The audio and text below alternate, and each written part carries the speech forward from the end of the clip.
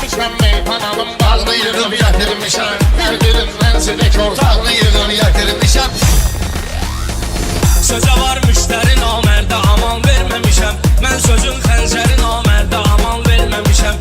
Göz açandan bəri namərdə aman verməmişəm. Yaxşılar üçün gözümün yağını yığıb gətirmişəm. Bəlkə də lütf eləyib gəl bizə peyğəmbərimiz. Var elə küllərimiz yoxdur bizim bənzərimiz. Sevmiyoruz oldu bizim müşfiqimiz Cəfərimiz.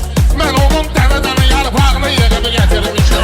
Şirələ ömrü boyu təsdiq olun şirinlikdə. Mənə heç aid deyil atam müasirlikdə. Bir məsələ eşitmişəm ki, düz olar birlikdə. Əlimin 5 dənə barmağını yığıb gətirmişəm. Mən özüm sadə kimi xoşlamışam saudələri. Əhli hal içməlidir ömrü boyu balbələri. Dağlar güllələsin qoy bu haram zadələri. 5 nəfərər mənim ağını yığıb gətirmişəm. Yaz gəlsə rəşadlərsə ya dağlar gələcək. Bu gün ölsəm 100 il haqqımda soraqlar gələcək. Bilmişəm məclisi və uşaqlar gələcək. Uşağın evdən oyuncağını yığıb gətirib. Şükür ki bu günlər hamımıza qismət olub. Mənzilə satmaq üçün ürəkdə düz niyyət olub.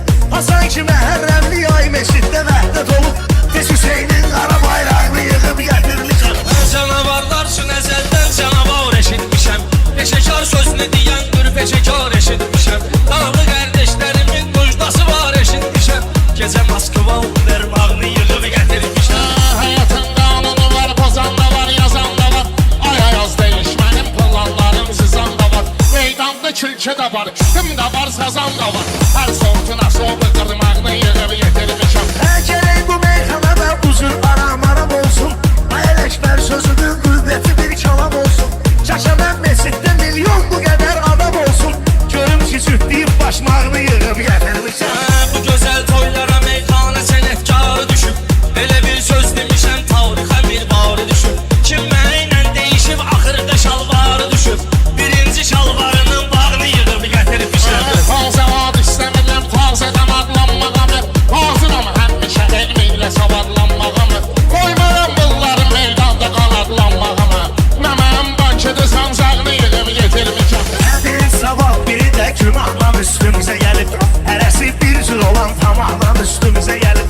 Hansı şair ki bizim silahla üstümüzə gəlib. Sökmüşəm silahını çaxmağını yığıb gətirmişəm. Xeridarlar tanıyır meyxananın sambalıyam. Az yaşım yoxdur mənim meyxana saqqalıyam. Hansı şair ki deyib meyxananın qartalıyam. Qətliyib bir yerə caynağını yığıb gətirmişəm. Mən elə tək belə şahdıqlar üçün mehman olum. Elə meyxana deyib axıra qədər heyran olum.